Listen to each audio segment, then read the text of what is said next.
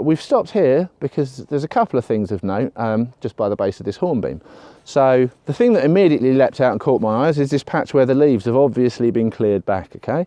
Now, when we look in a little bit closer, we don't have to look too far to find a little bit more evidence of the culprit, but immediately from the shape, it looks like a deer couch. So deer are ruminants, like cows. They've got 2 stomachs, and everything that they eat needs to be regurgitated and chewed over, chewing the cud, and sent back down into the second stomach. So they don't tend to live their day in a 24-hour or 12-hour cycle like we do. They tend to live it in a shorter cycle in a way, because they need to feed, and then they need to go and lie up somewhere and rest and ruminate on what they've already eaten before they can carry on feeding again. So deer need to regularly lie up somewhere, and they tend to clear little spots like this, which we call a deer couch. Invariably, they will have a tree or some sort of stem at the back of them, and it seems they like to feel like they're a little bit sheltered from behind if they can. Sometimes that can be such a small stem that it offers no practical shelter, but maybe it still helps break up their shape. It's also not unusual for them to be on a bit of a slope where they've got a good view, and here we are on a bit of a slope. So as the animal laid here ruminating, it had a reasonably good view of what's coming towards it. Now, the other evidence that we've got in here, we can see some partial deer slots, and that's a pretty complete one there. So if I put my fingers down so you can see in between my fingers there.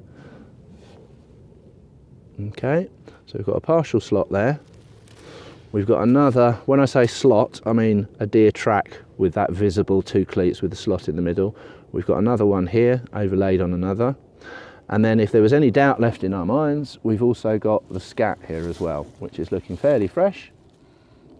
And from the size, for a comparison, kind of compare it to my fingernail, because what we're looking at here is adult muntjac. So we've got a pile of scat, we've got a lump here. So sometimes it's individual pellets and sometimes it's clumps stuck together like this. And you wouldn't mix it up with rabbit, because rabbit droppings are spherical. They're usually a bit paler in colour as well. These are distinctly kind of pear-shaped.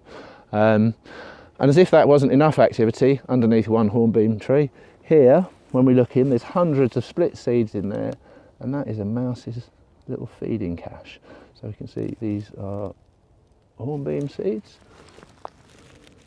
and there's literally hundreds of them under there. So our little mouse can either split them or chew into the ends, like on this one. And he can do that feeling quite safe, because he's not going to have an owl swoop down and pick him off the forest floor whilst he's distracted, and he's unlikely to get spotted by a fox. And if he does get spotted by a fox, he's got a back door way out as well. So an extra good spot for a mouse to have its dinner, and it's obviously been used rather a lot, looking at all those seed cases in there.